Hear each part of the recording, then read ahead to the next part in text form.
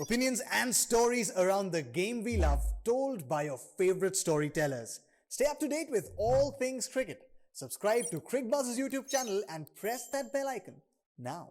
So we've had 73 games. The league stage, the first qualifier, the eliminator, and the second qualifier. And the end of all of that, when the dust has settled on the banks of the Sabarmati, it's two teams standing, Gujarat and Rajasthan, for the grand finale on the final Sunday of IPL 2022. Well, if it is set in Gujarat at that magnificent stadium, then we have to talk about the Gujarat franchise first. They've been the top team in the tournament. They've led the way first in the league stage, and in that first qualifier, they've marched into the final in their very first season as a franchise. Ajay, firstly, of course, you have to celebrate their success. But now that they've had a few days to think about it, now that they've got an opposition coming in with maybe a bit more recent match form, if you like, a couple of days more recent. And that too, they've played on the Gujarat home turf before even the Gujarat team have played. Is that going to give their opposition an advantage? No, certainly they'll have an advantage of playing on this surface, because this surface was totally different from all the other surfaces that we've seen. Maybe more towards the first few games in the IPL, where we saw a little bit of juice for the seam bowlers, and the top order had to really work hard, and that's where the games were changing. But so they haven't had the opportunity to play on it, but at least they've been sitting in their rooms and watching it, so they would know that. But I think they have an advantage of, if I was Gujarat Lions and we were sitting and watching a game or talking about tomorrow's game, I'd say, look, this is the same side we beat 3 days ago. They got to 188, which is not a small total. We chased it down with ease. So we didn't have the best day with our ball, but we still chased it down with ease. So the confidence would probably be with Gujarat Lions. I think they've got to look at it that way. But yes, what you said is absolutely right.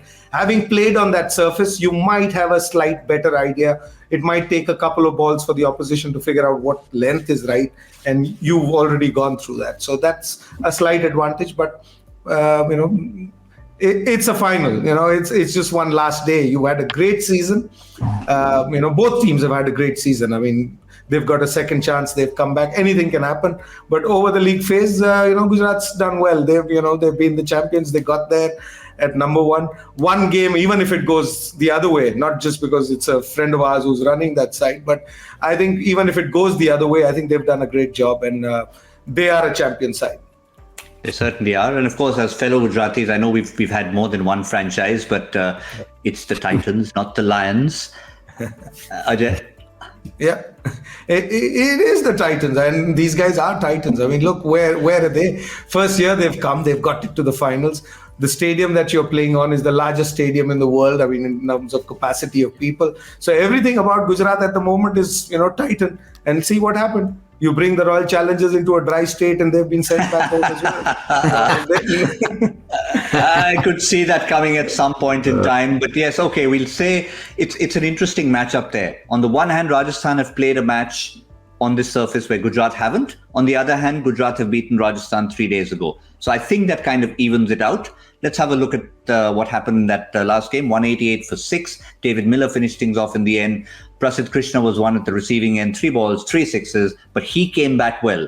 So in a sense that Rajasthan have repaired some of the wounds of that game, and they've done that reparation on this very surface, on the very square that they're going to play the final. So, Michael, where do you see the advantage lying with where everything stands today?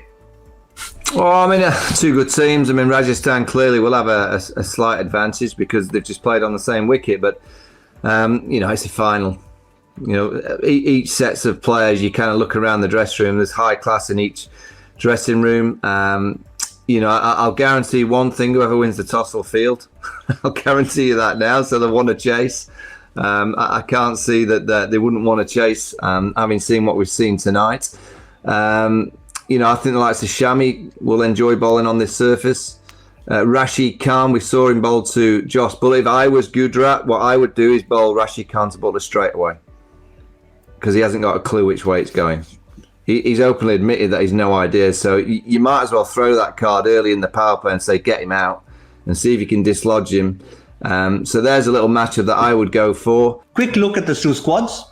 Gujarat first. when you've reached the final, you've just had a qualifier, you're not really going to tinker with the team unless it's an injury issue. Michael, probably the one area where they've had a toss-up is between Alzarri Joseph and Lockie Ferguson. Assuming Lockie's fit, do you choose Lockie over Alzarri? Yeah, I think I do. Yeah, I think he's consistently played a lot more.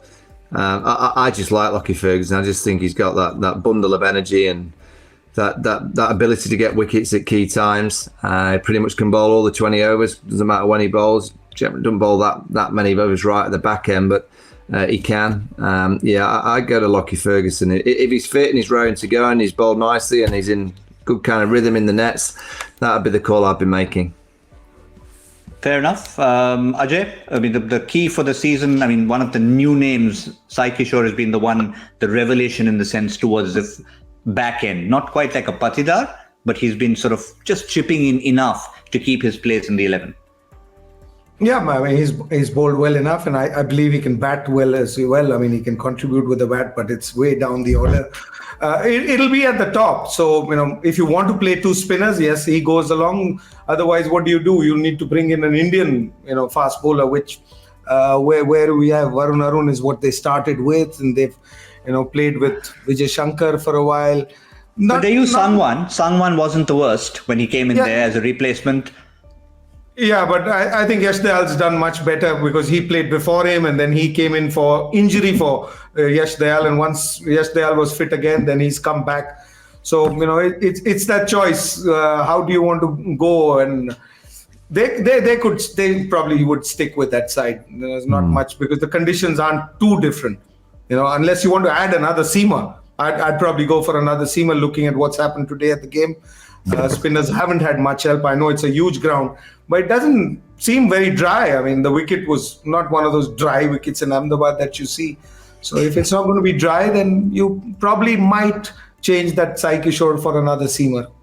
Or just to finish off in Gujarat, is it too radical a suggestion to rest Matthew Wade or tactically swap Matthew Wade for Lockie Ferguson? So you play Lockie and Alzarri along with Yash Dayal and Mohammad Shami. Yeah, it's a thought. I mean, you could do that, but it all depends on how you feel with your batting because Matthew Wade hasn't been part of their side throughout. They started with him as a wicketkeeper batsman. Then he was injured or they had to change the side and then Saha's done exceptionally well. So there was no place. It was only in the last couple of games Wade came back when Lockie went. I don't know. Last couple of games they've used him pretty well. I mean, he was required because if you don't get a good start, then what do you do? So it's a call that they will have to take depending on what they feel about their batting. I mean, it's a mood of a team. I mean, and you are a successful team. And when you're a successful team, then the mood is always positive. So if you feel, it's not that, what if we don't have him? It's about, do you want another batsman or do you want another bowler? And whatever comes to your mind, you should go with it. Lockie Ferguson or Wade, both are quality players. And on their day, both of them can win you games.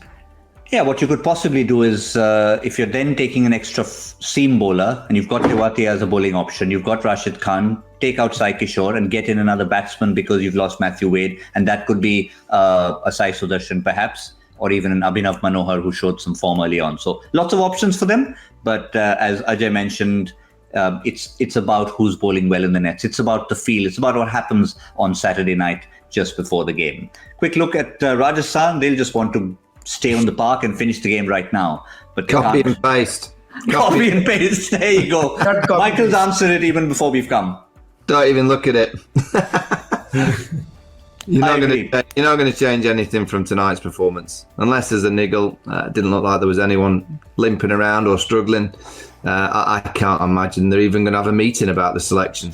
I think it'd be making sure that no one wakes up with a sore tummy or a little bit of a hangover. Probably won't be celebrating too much tonight because the game is so close on Sunday. But I can't imagine Kumar's going to be calling a selection meeting. It'll just be fizz. Are they all fit? Yeah, right, let's go.